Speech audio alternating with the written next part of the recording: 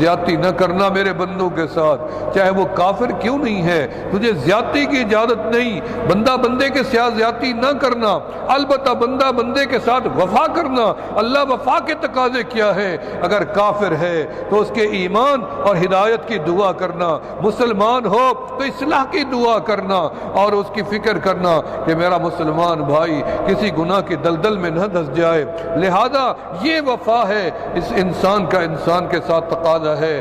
تو فرمایا یا ایھا الذین آمنوا توبوا، اے ایمان والے لوگوں ذرا میری تو فکر کرو۔ جب میں تمہاری فکر کرتا ہوں، میری فکر کیا کرنی ہے؟ اللہ تجھے کس چیز کی فکر ہے؟ اور مجھے تیری فکر ہے بندہ، تم میری فکر کر۔ میری فکر میں صرف یہ ہے کہ میرا بندہ کب اپنے گناہوں کی معافی مانگتا ہے اور میں اپنے بندے کو معاف کروں۔ کوئی ماں اتنی شدت سے اپنے جدا بچے کے ملنے کا انتظار نہیں کرتی، کوئی بیوی اپنے بچھڑے شوہر کا شدت سے اتنی ملنے کا انتظار نہیں کرتی، کوئی شاگرد کوئی استاد اپنے شاگرد کا نہیں کرتا، کوئی پیر اپنے مرید کا نہیں کرتا، کوئی سردار اپنی رعایا کا نہیں کرتا، جتنی شدت سے رب ذوالجلال اپنے نافرمان بندے کی توبہ کا انتظار فرماتے ہیں کہ کب میرا بندہ میرے در پہ آئے اور میرے سے معافی مانگے اور میں اپنے بندے کو معاف کروں۔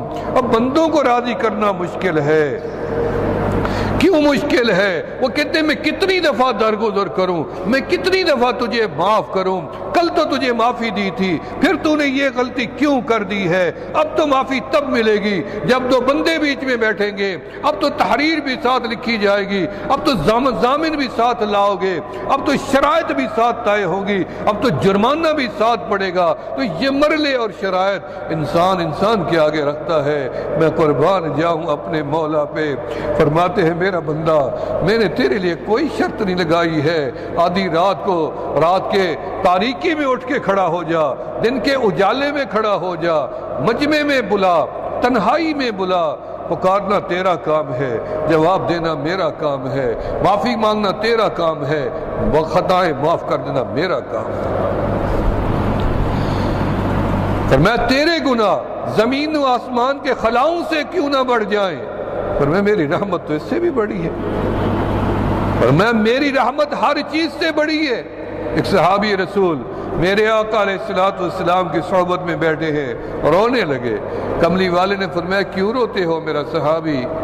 فرمایا زمانہ جاہلیت کا گناہ ہے، کبھی کبھی یاد آتا ہے، دل تڑپ جاتا ہے۔ فرمایا وہ کون سا گناہ ہے؟ زمانہ جاہلیت کا تھا نا، اب تو اسلام ہے۔ ان الاسلام تہدم ما کان قبل، فرمایا اسلام